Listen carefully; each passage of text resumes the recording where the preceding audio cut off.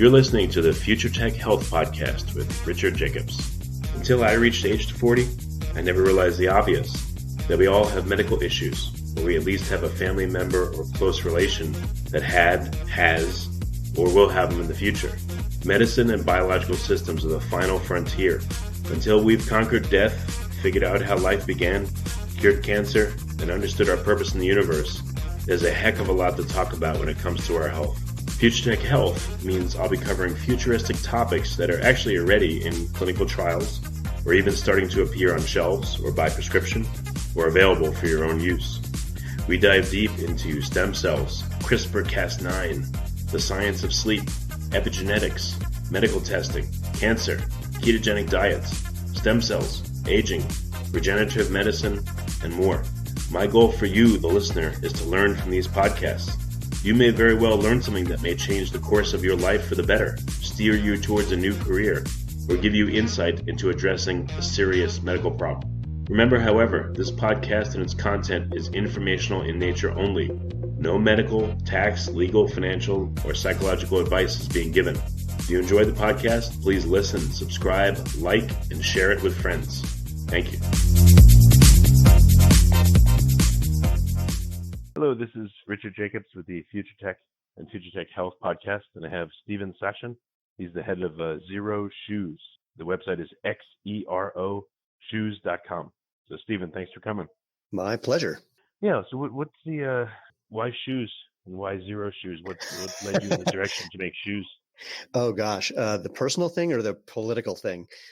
Personally, it was an accident. I had just been, like most human beings, wearing regular shoes. I got back into sprinting actually about 12 years ago after a 30-year break, and asked the other runners in the group that I was with, what shoes do I get? And they pointed me to a classic running shoe, bunch of padding, arch support, motion control, pointed toe box.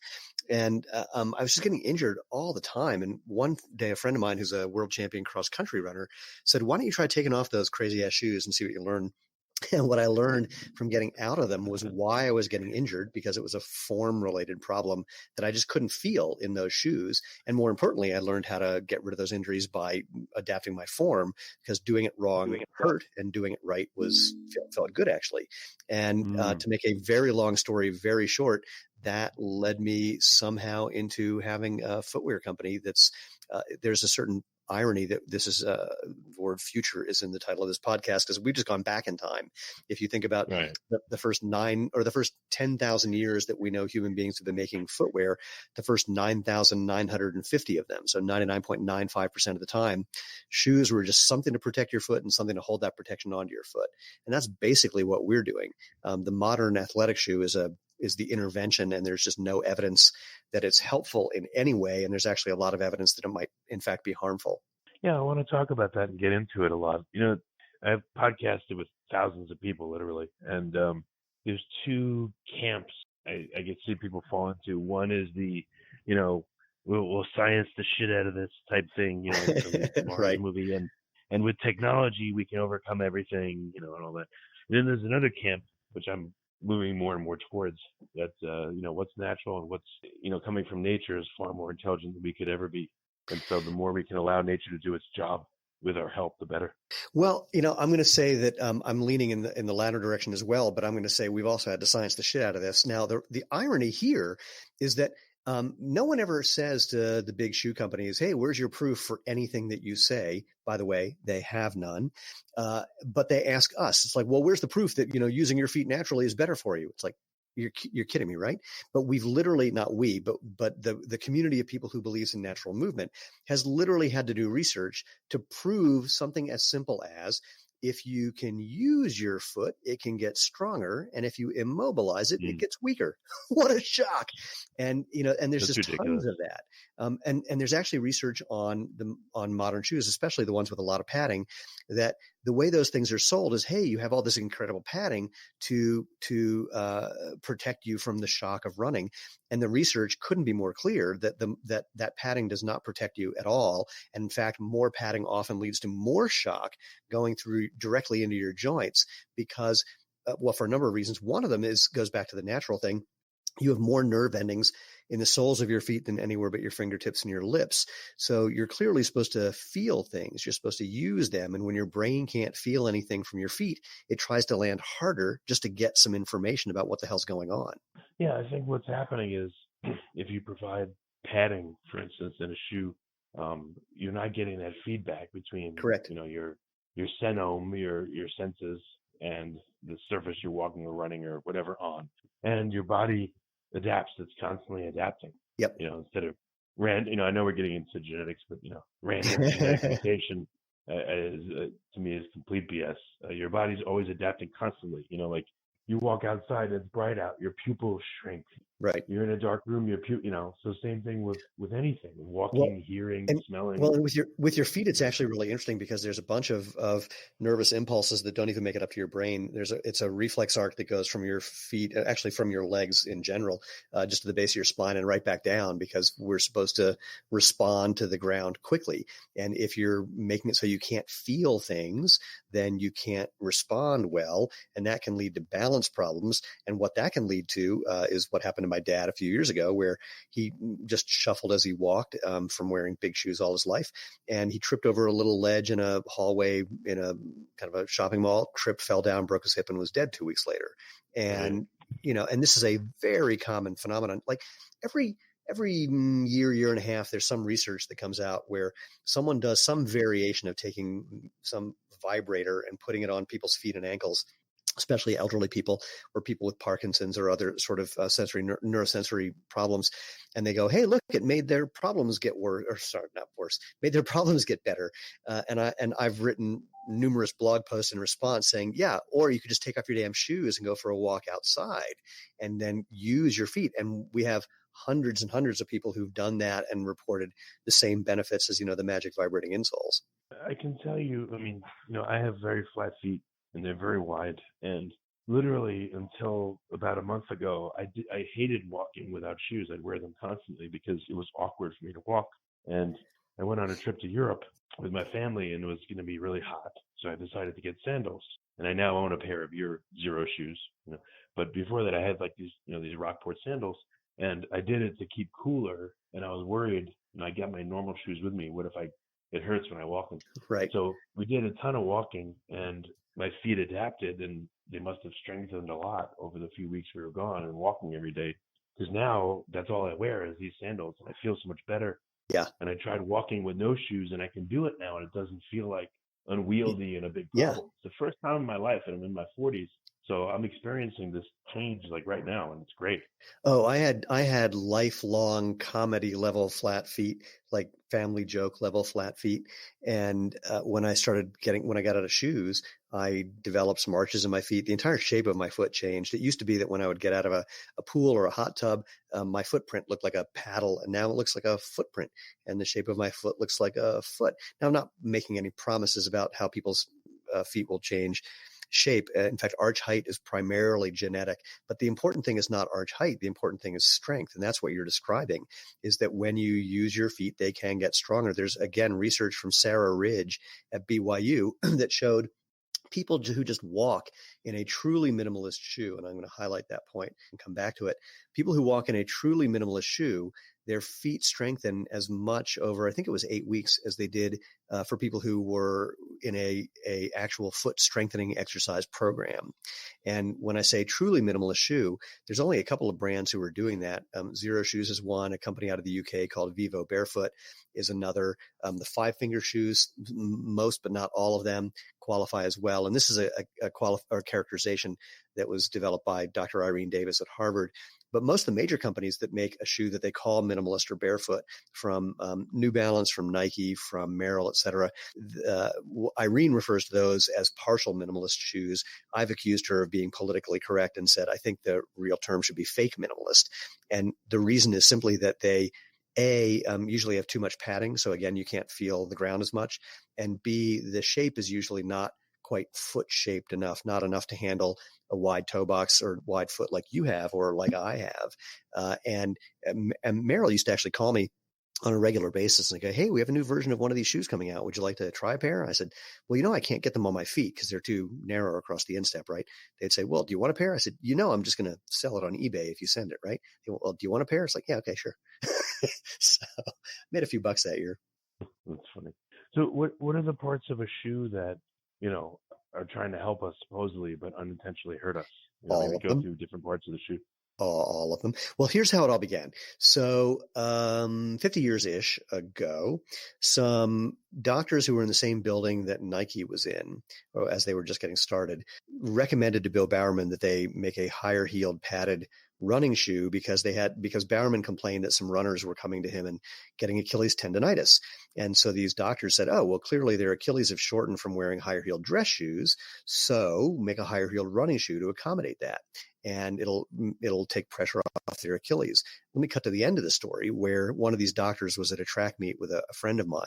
And my friend said, so what do you think about this phenomenon that this idea you came up with has become the ubiquitous design in footwear? And this doctor said, yeah, it was the biggest mistake we ever made.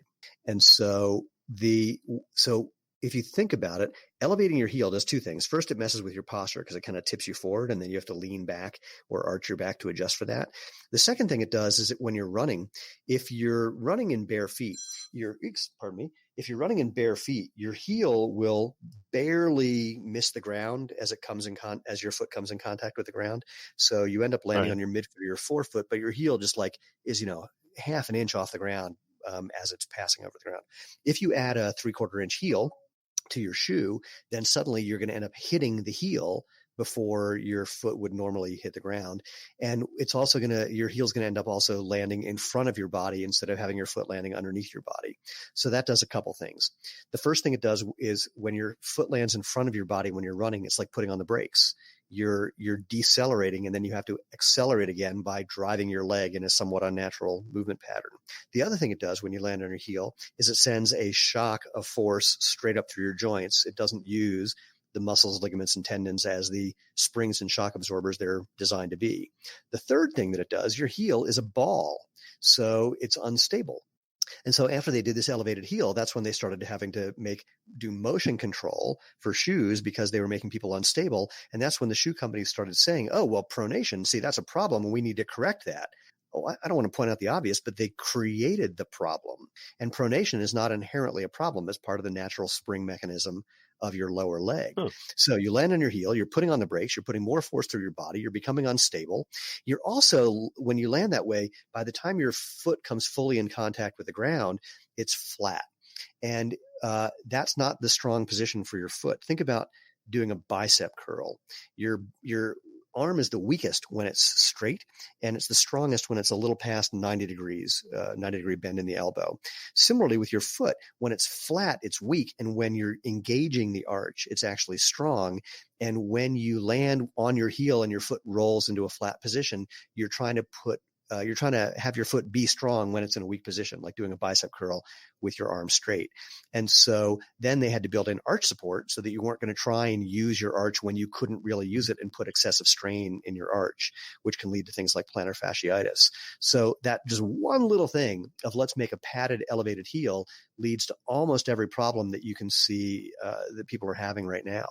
And some people say, well, but what if I land on my forefoot or my midfoot in a padded shoe? And the answer is that still doesn't work because you're not then able to let your heel drop all the way and really use your Achilles tendon as the real spring that it's built to be.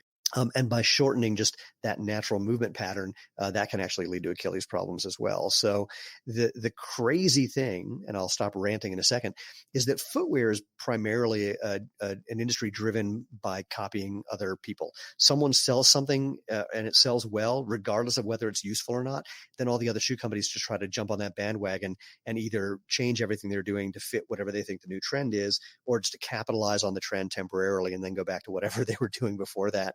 And so the fact that almost every shoe that you can buy looks basically the same now after 50 years is just because it was just a bunch of copycats.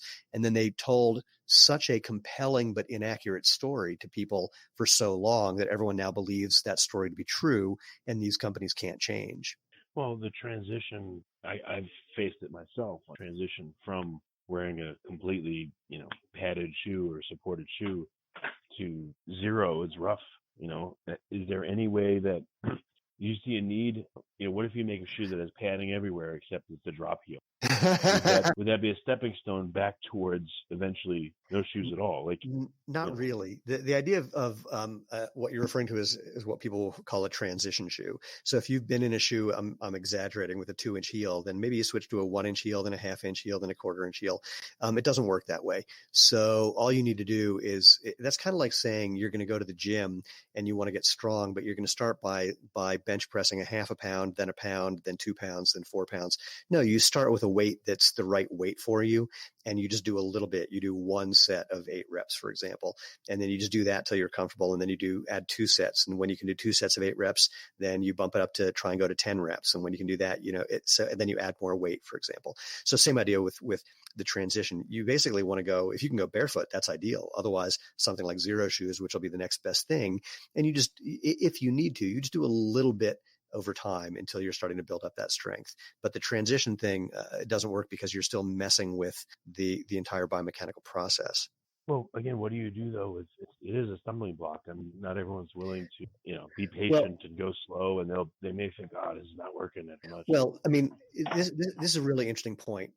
You're right. And I'm going to say this in an obnoxious way. Yeah, people suck. And so what I mean is, some people are going, well, I don't want to do that. It's like, okay, so when you get older, do you want to fall down, break your hip, and die? And I'm not suggesting, obviously, that everyone will do that, but that's kind of like saying if you break your arm and once you get out of the cast and your arm is atrophied, it's like, well, I don't want to spend time having to do rehab to get my arm strong again.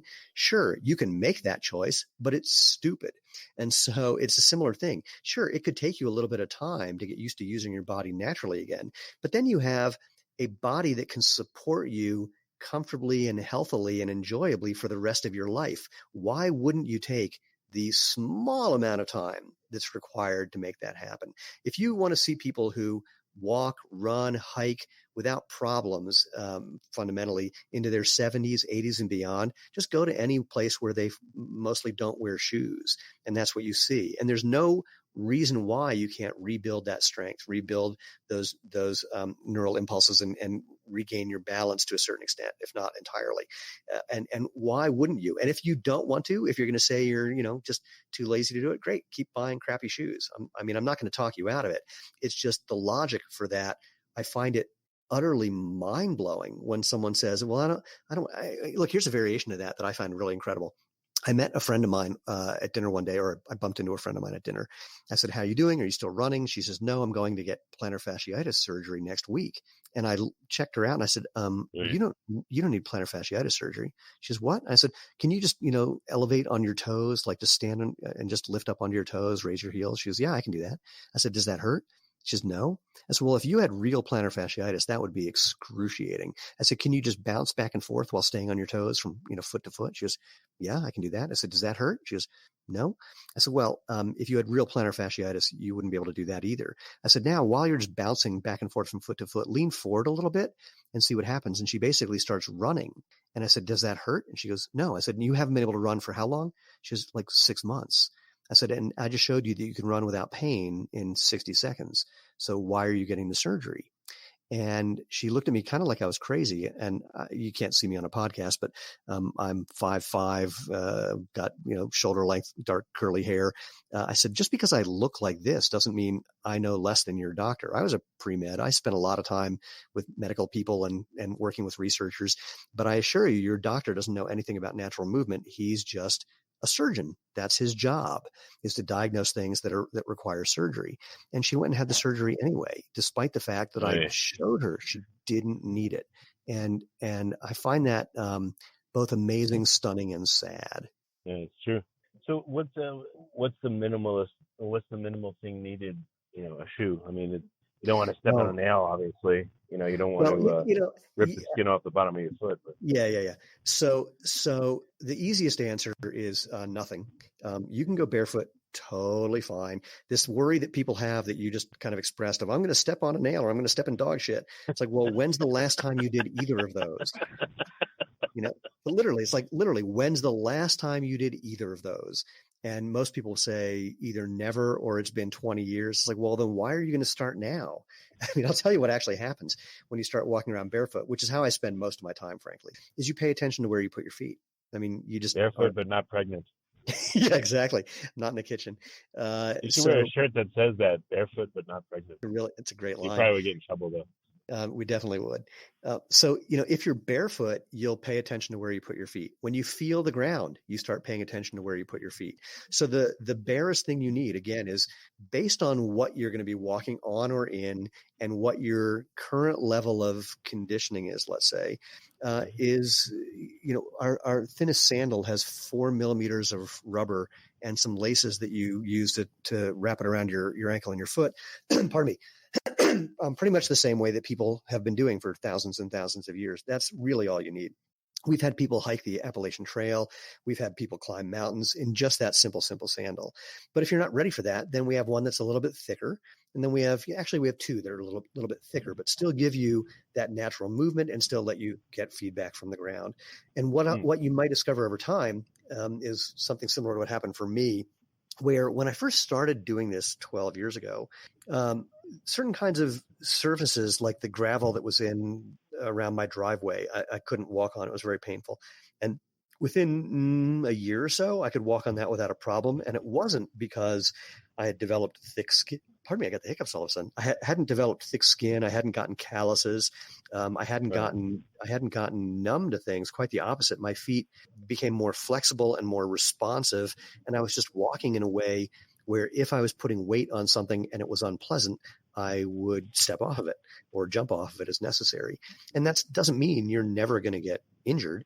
That's of course not a promise that anybody can make, but the number of the kinds of things that people are worried about happen so infrequently compared to the fact that 50% of all runners and 80% of all marathoners get injured every year with something that can put them out for weeks or months at a time. So, which do you want? The occasional something that heals quickly, or the pretty frequent something that can make you stop running or walking or hiking entirely because, every time you do it, you get hurt. I mean, the problem is, though, look at us culturally. No shoes, no service. Like you walk in with no shoes to places, they say, oh, it's unsanitary, and they'll kick you out. Yeah, it's funny. Well, there's a couple things. I've never been kicked out of anywhere. The only place I've ever even gotten hassled was, ironically, at Whole Foods, where they said, you got to have shoes on. I said, how come? They said, well, for safety. I said, there's a dog walking around here in bare feet. Why doesn't the dog need to be kicked out? Or my line is, Whole Foods, where they get mad if you're in bare feet, but it's okay if you're breastfeeding your dog. So the no shoes, no service, you can have a policy where that's just what your policy is. But it's really fun to ask people why they have that policy, because they'll usually say, well, it's a health code violation. It's not true. There's no city or state in the country, pardon me, that prevents you as a patron from being barefoot in any establishment. The establishment may decide that that's a policy, but there's no health code violation. There's no, excuse me, I don't know what's going on with my throat. There's no health code issue. Sorry, say again. You need water for a minute, by the way. No problem. Yeah, I don't think it would help, but I don't have any near me. But thank you for your concern.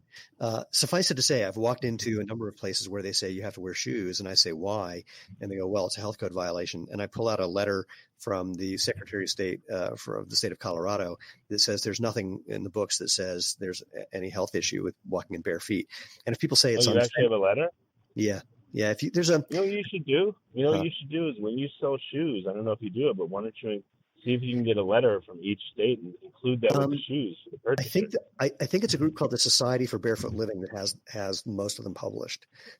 And the other thing I love, just reprint it with permission. That would be a cool thing.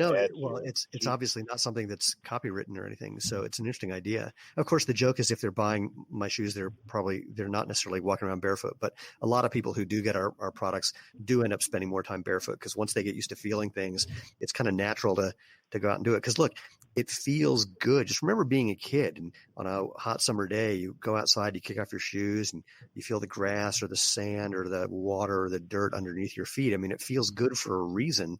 We evolved to respond to when things feel good because they're good for us. And that's what happens. But But I've shown that letter to people and they've said, well, it's unsanitary. I go, well, I'm not eating with my feet. How is it any more unsanitary for you if I'm in here in my bare feet than with my shoes? Right. It's just, it's people don't understand. The one place, this is actually a really interesting one. I used to, when I was going to airports, after I would take off my shoes to go through security, I would just keep them off. And then I got to the point where I just never put them on and I just didn't have them on to begin with.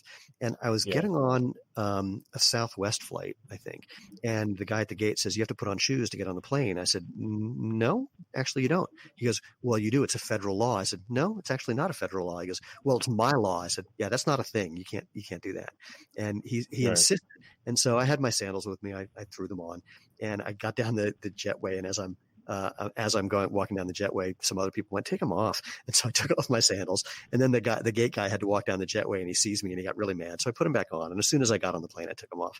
But it's interesting for airplanes, when you buy a ticket, you're actually buying a contract. And the contract is that the airline is agreeing to give you transportation. And they can withdraw that contract for any reason. And some of the airlines explicitly say, including being in bare feet or having bare feet. Now, this was written into their contracts in the 60s. And if you ask any of the airlines why that was ever written in or why it still exists, you'll never find an answer. But my suspicion is that they wrote it in when there's just a bunch of hippies who were on airplanes. And that was an era when people got dressed up to get on airplanes. And they just never took it out. But there's no reason for it. It causes no problem. I think when we haven't, what's important is like, this stems from like my thoughts about it too. Like culturally, I felt when I wouldn't, another reason why I always wanted to wear shoes is like I felt lazy. I felt unprotected. I felt like people would look down on me if I wore no shoes. Like only bums would have no shoes or beach bums. Like, and I think culturally that's held by a lot of people, that view. Like if you have no shoes, you're lazy and you're not working hard and you're just like, I don't know, you're not a good person. I honestly think people feel like that a lot. Well, it's funny. If you're in Hawaii, that's not what people think. If you're at any beach town, that's not what people think. It really is location dependent. So there is a cultural component that has some other gradations. And it's funny, when I go into Costco now, if I'm ever wearing my shoes, which I'll do for either because I'm wearing them for any number of reasons, including just testing out a new pair, or I just got off the track or whatever it is I'm doing. I've been stopped a few times lately where people in the store say to me, is everything okay? You're wearing shoes. So, so there's definitely a cultural something component to what people think it means when you're in bare feet. And, whatever. I mean, I'm not saying you have to walk around in bare feet. I'm saying it's a whole lot of fun and you can do it in more places than you think. And it's not illegal. And if you've never been in a grocery store on a hot summer day and stood in the produce section where the floor is nice and cold and when the mister goes off, it's like, it's the adult version of running through a sprinkler. It's the best. Yeah, interesting. So, I mean, if you're selling these shoes, what kinds of anecdotes have you heard from customers that were surprising to you, either in a good or bad way? Nothing really surprising because we know what letting your body do what's natural does. And so we have thousands of testimonials from people who are, first of all, they just say, oh my God, these are so comfortable because they're wide enough for your feet and they're flexible enough for your feet and they let you feel and they don't mess with your posture, all those things. And then it's just so many people saying I'm running, walking, hiking, dancing, or any number of things that better than I've ever done before. Of course, again, I'm not making any promises for anybody, but if you just look at the reviews on our site, you'll see all those. My favorite though was backing up to the magic vibrating insole thing was I got an email from a guy who was 82 years old, who said he was actually looking for the magic vibrating insoles, but instead found my blog post. And since he couldn't find the magic vibrating insoles, decided to put my theory that just going out and walking outside in bare feet would be helpful. He decided to put that to a test. And he said, that was 2 weeks ago. And I just threw away my walker. And the thing that keeps Lena, my wife, and I doing this, because running a business is really hard, especially one growing as fast as ours, is that we do get emails from people every day who tell us how just these things have changed their lives. And whether it's just because they finally have comfortable footwear or that it's actually made a difference being able to use your body naturally. And that's what keeps us going. Actually, we just got one today. It was like a very long email about a guy who had all these foot and ankle problems, and nothing was working. And he stumbled on our stuff, pun intended. And now he's running, walking, hiking, which he hadn't been able to do in years. What about, I don't know, you keep throwing this stuff at you. What about getting parasites to the skin of your foot, or cutting your foot, or that kind of stuff? Yeah. So two things. One, most people who are listening to this, I'm assuming, are in a developed country where the odds of that happening is really, really, really, really, really, really, really tiny. And, where the kind of environments where that happens, you pretty much know. I mean, if you're in a third world country where people poop in the streets, and I'm not suggesting that they shouldn't poop in the streets, but if you're somewhere like that, dangerous. If you're around livestock and where there's livestock excrement, same thing. If it's a bunch of standing water and it's the kind of thing that just doesn't look good, what are you walking through that anyway? But again, that's why we make footwear. Is there are times where being barefoot is not ideal. And even look, I'm a competitive sprinter. When I'm at full speed, I need to be in a pair of shoes because otherwise at 23 miles an hour, I'd rip the crap out of my feet on a Mondo track surface. If you are hiking certain kinds of terrain, we have a trail running and hiking shoe that's awesome for that because it just gives you better traction than you would have if you were in bare feet. So there are certain circumstances where the appropriate footwear is great, but even with that footwear, you still want to have a natural shape so it doesn't squeeze your toes together and elevate your heel, a flexible sole so your foot can bend naturally, and as much ground feedback as you can get away with in that situation. Okay. So what if someone has, I don't know, let's say like neuropathy, or if they're older? Mm-hmm. Any recommendations for them versus a younger person? Yeah, these are great questions. So for something like diabetic neuropathy, one of the challenges, of course, is that you can't feel things very well. The solution that's typically offered is just bundle up your feet so you don't have to ever feel anything and you're totally safe. The problem, of course, again, is it's use it or lose it, and you're now in a situation where you can't use it, and that just makes things worse, or can make things worse. There's a number of studies that are suggesting that, again, natural movement is a better option whenever you can do that, because when you move your feet, you're increasing circulation. There's a product that we sell on our website called the Naboso insole, developed by I've tried them. Yeah, it's a surgical podiatrist named Emily Splickle who developed this thing, and basically it's just got a bunch of little bumps on it, is the best way of putting it, and they add extra stimulation to your foot compared to especially just being in shoes. And there's some research that I saw out of out of Australia that people with diabetic neuropathy were helped by something similar to that. So again, when in doubt, start with what's natural and try to make the interventions as small as humanly possible or as small as practically possible. And so for elderly people, there's a friend of mine who's developed an app to help elderly people regain their balance. And we're going to become, it seems, the official footwear for that app because, again, when you can feel things and use your feet naturally, then that's what allows you to have better balance, or what can allow that. I'm trying to think of how to describe this. Think about if I asked you to drop and do 20 push-ups, would you rather do that on the floor or on a memory foam mattress? The floor would be easier because the memory foam, you'd sink in, it'd be really tough. Right. So same thing happens when you have shoes with all this extra padding, is it actually makes you unstable in a way that's not beneficial because you're not really adapting properly. You're having to adjust rather than frankly, what it takes to balance is tiny, tiny, tiny little micro movements. And when you have too much padding, you're making bigger movements to make try to make those same adjustments, but they're not as fast. They're not as reflexive. And so it's harder to actually balance on something that's unstable. And all foam is, not only is it unstable, but the moment you start using it, it starts breaking down. And so if your posture isn't good to begin with, which it won't be if you're elevating your heel, it's going to get worse as the foam breaks down in uneven patterns. Yeah, it makes sense. Any advice for people that, again, they're gun shy and they want to take, I guess, literally dip their toe in to, if you could do such a thing, to no shoes? Like, what would you recommend? Well, that's the entire reason that we have a business is if you want to go barefoot. Just again, start small. And if you want to have a little bit of protection while you're experimenting with that, then pick up any of our products. And we have a page that helps you select which product is right for you with kind of a barefoot index. And you can pick something that's either more barefoot or less barefoot. Doesn't really matter. It's totally up to you. Just knowing if you pick one that's a little less barefoot After you get used to that, you might want to try something a little more barefoot. But even our quote less barefoot stuff is closer to barefoot than pretty much any product from any major company. What about the material itself? I mean, I've learned a little bit about earthing, and traditional shoes seem to, I don't know, electrically isolate you from the earth. Any currency there, or do you not agree? In short, well, for people who believe in that, I'm about to get them upset, and it's not my intention, but there's no there for it. Let's just do a simple. How do I want to put this? If we want to examine a belief, what we need to do is what the first thing one should do is look for counterfactuals. Look for something that's the opposite and see what that looks like. So, for example, the idea that footwear has insulated us from the ground and that's caused all manner of problems. Well, just go and take a look at places where they don't wear footwear and see if those people are devoid of those problems. And you will find that is not the case.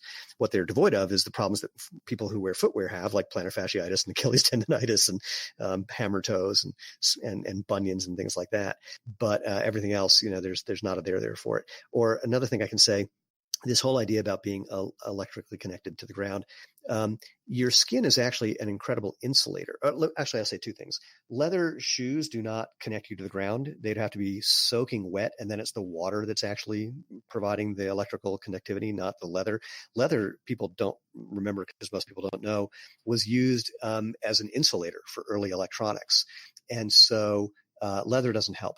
The idea that you need to be electrically connected to the ground or all hell's going to break loose is also problematic. But again, your skin is an insulator. Your skin can develop a positive or negative charge, and that's on purpose because otherwise that charge would be going through your body. So think of it this way. Over 99% of all people who get struck by lightning have no problem because what happens is the charge goes around their body and then grounds into the earth. 100% of all trees that get struck by lightning explode. Okay. Just something to ponder. Well, but again, in looking at the material that the shoe is made, so forget about earthing. Sure.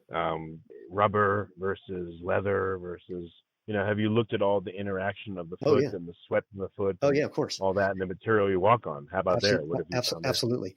It has nothing to do with the specific material per se. In other words, leather is not better than rubber. Rubber is not better than leather.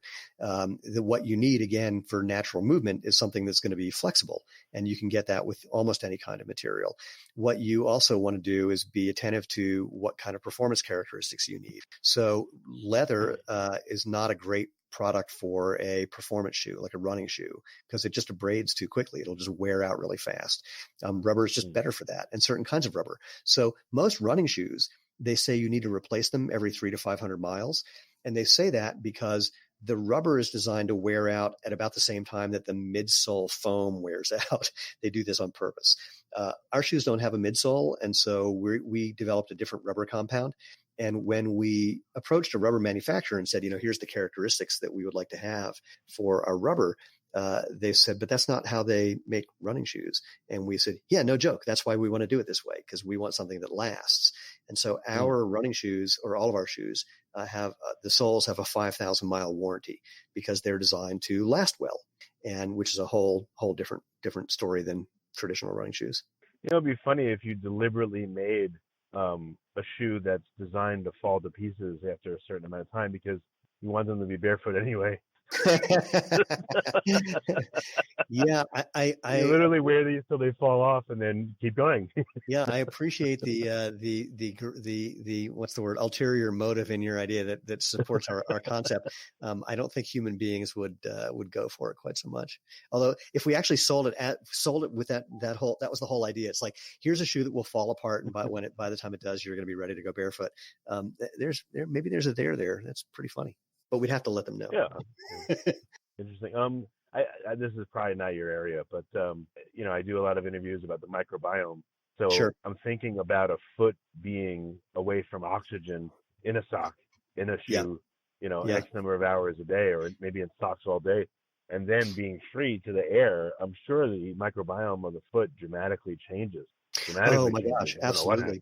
Well, look, let's do it this way. When you're bound up in a shoe all day, that's when people complain that their feet smell. When you're barefoot most of the time, that just doesn't happen very much, if at all. Even in some of our sandals, it's pretty unlikely that you get a bunch of foot stink because your foot is open to the air and not and gets air circulating around it instead of being cooped up in a hot, warm, moist environment. How about people that have, twisted, tilted toes or hammer toes? Like, do they notice that their toes move over a period of months of, wearing your shoes or going barefoot? Once again, I can't make a generalization or a promise. I am neither a doctor nor do I play one on the internet, TV, or podcasts.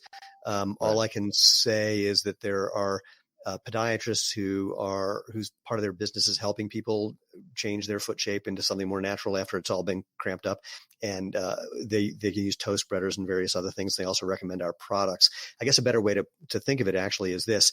Often what will cause those problems is being in shoes that force your foot into an unnatural position. So if you allow your foot to move into a more natural position and give it the impetus, the stress, the support, the stretching, the whatever else it would need, there are some things that are undeniably reversible, and other things that may not be, depending on the severity of the deformity. Okay. I mean, again, it's just pure anecdotal, but have you heard from customers saying, my toes move, look at them? And send you pictures like before and after their feet, or is that too weird? I will say yes, we have gotten those emails. Okay. Do people send you like pictures of their feet sometimes? The biggest regret that I have about this business is that I didn't take before and after pictures of my feet, because it didn't occur to me that we were going to be in the shoe business. But the change is dramatic. And I don't know if we've gotten before and afters, because again, most people wouldn't think to take the before. So that's true. We may have, but it's not ringing a bell. Okay. So what's ahead? You said you're growing pretty rapidly. Congrats. That's great. What would you like to have happen in the next year or 2, 3, 4, 5 years? We would like to have all footwear companies that make things that aren't good for your feet go out of business, and we are left standing. And I'm only being partially glib when I say that. I'm trying to make natural movement the obvious, better, healthy choice, the way natural food currently is. Sometimes I like to joke and say I want to become the gluten-free of footwear, and I also like to say we're creating a movement. So this whole natural movement thing is the real deal. There are CEOs of major footwear companies who have said to friends of ours that they know that what we're doing is legit, and they can't do it because it would be admitting that everything else they've been doing for 40 plus years is complete crap. So I'd be okay if those companies made a change and everyone started wearing shoes that are actually good for your feet. That's really what I want to happen. If we are the prime beneficiaries of that or not, I don't really care about that as much. But I know it sounds hyperbolic to say it, but we're trying to change the world. And ironically, we're just trying to change the world back to the way it was before big companies started making shoes that were bad for your feet. So the problem is that there's just not a lot of people old enough to remember the way it was. Or the American College of Sports Medicine's national conference a year ago, there was a panel discussion about footwear. I was on it. Some guys from Brooks, a guy from Adidas was also on it. And Irene Davis asked a question. I'm paraphrasing. She said, look, in the 60s, we were running in super thin soled running shoes. We were playing basketball in Chuck Taylors, which are also thin soled shoes without any support. We weren't getting the kind of injuries, the severity of injuries, or even the number of injuries that we're getting now. So what problem were you trying to solve, and why didn't it work? And they had no answer. And I finally chimed in and said, look, let's just, call a spade a spade. If you look at the design of the modern athletic shoe, and then you look at how feet are made and how feet function, and you look at the research about natural movement, it's impossible to conclude anything other than the design of the modern athletic shoe is simply wrong. And there's a long pause, and the guy from Adidas goes, yeah, but not everyone's going to switch to your shoes right away. Wow, that's the best you've got? You're right. People won't, but over time, the idea is that people will have the experience of what natural movement can do for them. And, we really are trying to be part of changing the world. Yeah, I should have asked you this earlier, but one quick question. What about, obviously people sitting, that's a whole problem in itself. What about people that have to stand for long periods of time? Do you ever have customers like that? Yeah. And what's their feedback, just out of curiosity? Yeah, I totally love that you're asking all these. Their feedback is that they're able to do that for the first time pain-free. Really? Well, Wow. again, your feet are designed to bend and move and flex and feel. If you don't let them do that, that function tries unsuccessfully to move up to your ankle, your knee, your hips, your back. And if you let your feet do their job, then it can take the stress off those other joints. And again, your posture is not misaligned because you don't have an elevated heel, et cetera. So we know of a community that they work in a factory. They're on concrete floors all day long for 8 to 12-hour days. And almost, I think the entire community wears minimalist footwear because they found that it allowed them to be healthy.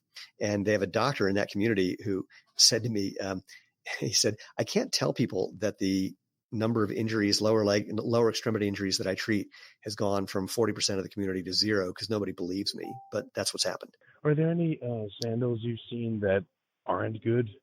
Even though they're sandals, like ones Yeah. that just go between the big toe, or All what's right and wrong about those? Yeah, all of them.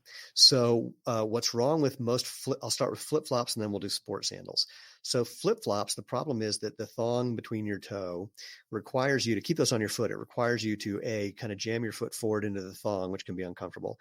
And B, it makes you have to keep that thing on your foot. You end up flexing your toes, like, curling them down at a time in your gait cycle where they actually should be doing the exact opposite. So you're moving your foot in an unnatural position, which can cause problems for people. The second thing is they're almost always made of foam. And again, the foam breaks down unevenly and I was going to say inappropriately. That's not quite right. But when the foam breaks down, that causes problems that can lead to some real structural problems. Just sit around any place where people are walking by in sandals and just look and see how many people are falling off one edge or the other, or it looks like their foot is at some weird angle. We did this a couple of years ago and it was about 90%. So that's the two big problems with flip-flops. The problem with most sports sandals, like Chaco Tevaquin, for example, is that they hold on your foot with a different webbing system similar to the one that we use on our sports sandals. But they tend to be big, thick, stiff bricks with a ton of arch support and a bunch of heel lift. So again, it's not letting your foot do what's natural, and they weigh a ton. That can be problematic. Backing up to the flip-flop, our thong sandals have a lacing system that goes all the way around your ankle and holds across the top of your foot and around your ankle with a design that I patented, but is based on a 10,000-year-old idea. I came up with a strange variation that no one had ever thought of, apparently. And the difference with those compared to a flip-flop is that you don't need to jam your toe into the thong. And because the lacing goes all the way around your foot, it lets your foot continue to move naturally. It's really just like walking barefoot, but someone's throwing a thin piece of rubber on the ground underneath your foot as you make every step. People run ultra marathons in those sandals. You couldn't do that in a way that makes sense in a regular flip-flop. Have you studied any ancient footwear? From Tons. 1,000+ years ago, and what have you learned from looking at that? Yeah, it looks a lot like ours. If you look at the 10,000-year-old sagebrush sandals that they pulled out of an archaeological dig in Oregon, they look a lot like our thong-style sandals. If you look at the sandals that the Romans wore, they look a lot like our sport sandals. There's some design elements in our shoes that I carried over from our sandals that, again, you find. There are a couple of footwear museums, one in, I think, Toronto and one in Italy. And people keep sending us photos like, hey, these look just like yours. And it is true. Well, what might be cool is if you, like in the sandals, parts of the shoe that you can put pictures on or design. If you call one, the Roman sandal, and it looks exactly like a Roman sandal, and another one's like another culture. And you could have, again, the same shoe, but different cultures. Yeah. It would look like those culture shoes. Which would be pretty cool. We absolutely could. The kind of funny thing that I'll say is that we've actually improved on those designs, just because this is backing up to your science versus nature. So those old sandals were made with natural materials, bark, hemp, various things that rubber is way better, frankly, last longer, can be made thinner, can provide more protection with less material, et cetera, more flexible also. So that's one of the places where technology and science has actually improved over history. Yeah, well, I'm wearing a pair of your Xero shoes, and these straps are on these like blue and brown and all that. But it'd be cool to have little symbols of what, let's say, a Roman shoe would look like as a design. True. Or some other kind of shoes. True. So it's just, an idea for you for fashion. Oh no, I like fashion it. meets minimal footwear. Yeah, the challenge that you just described is that we are not a big company, and so there's lots of things that we would love to do that we just don't have the resources yet to be able to make happen. That's one of the challenges with being a bootstrap company, where we need to make decisions about what we know is going to sell. We also have minimums. So when we're making a new product, we'll have to make, for example, 4,000 pairs of something. So if we're not confident we can sell 4,000 pairs of that thing compared to the however many thousands of pairs of, say, the black version or the brown version or the blue version, then we can't necessarily do all the cool things that are on our to-do list. I got you. Well, cool. Just for listeners, I don't know, just to disclose, you guys sent me a pair to evaluate, and I love them. And again, it's changed a lot of things for me. So I really appreciate that. And, no, look, it's our pleasure, of course.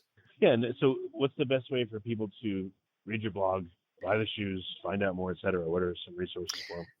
Simple. Just go to xeroshoes.com, XERO shoes.com, or find us on social media pretty much at Xero Shoes or /Xero Shoes, anywhere you would go. All right. Well, great. Well, it's been good talking to you. I really appreciate being here, and thanks for all the good work you're doing. Oh, no, I really appreciate it.